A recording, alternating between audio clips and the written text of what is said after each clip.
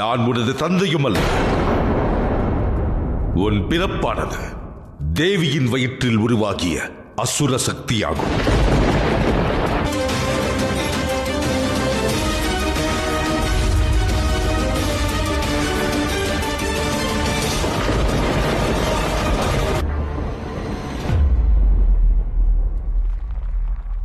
இன்று தாங்கள் பத்ராவிற்கு மரண தண்டனை அளித்தால் கர்ம பலனை அளிக்கும் சனியிடமிருந்து. என்ன கர்மபலம்? நான் சூரிய தேவன். ஒளி வழங்குவது எனது தர்மமாகும். எக்கணத்திலும் என் தர்மம். ஆனால் கர்மம் உடலினால் மட்டுமல்ல, மனதினாலும் செய்யப்படுகிறது.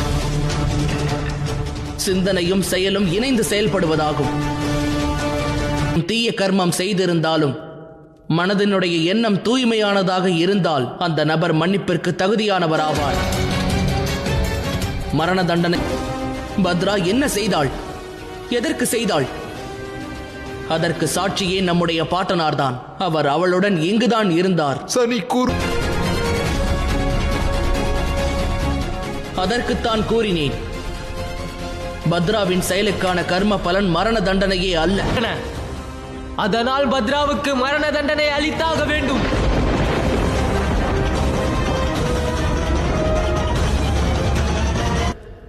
தண்டனை அளிக்கப் போவதில்லை என்று எப்பொழுது கூறினேன்?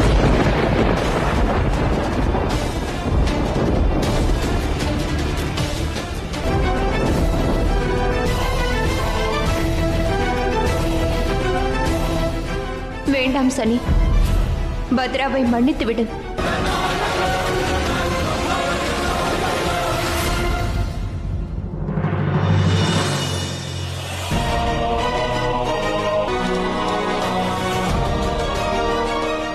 உன்னுடைய செயலுக்கான கர்ம பலனை நீ அனுபவித்தே ஆக வேண்டும் பத்ரா.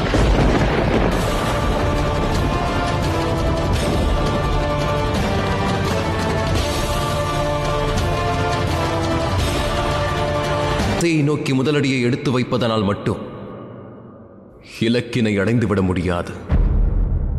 விளைவுகளை நமக்கு சாதகமாக்கிக் கொள்ள வேண்டும் என்றால் பிரபஞ்சத்தில் தான் இருந்து கொண்டிருக்கிறாள். அவள் இருக்கும் வரையில் பிரபஞ்சத்தின் அழிவை தடுக்க இயலாது. பிரபஞ்சத்தை பாதுகாப்பது சனியின் கடமையா.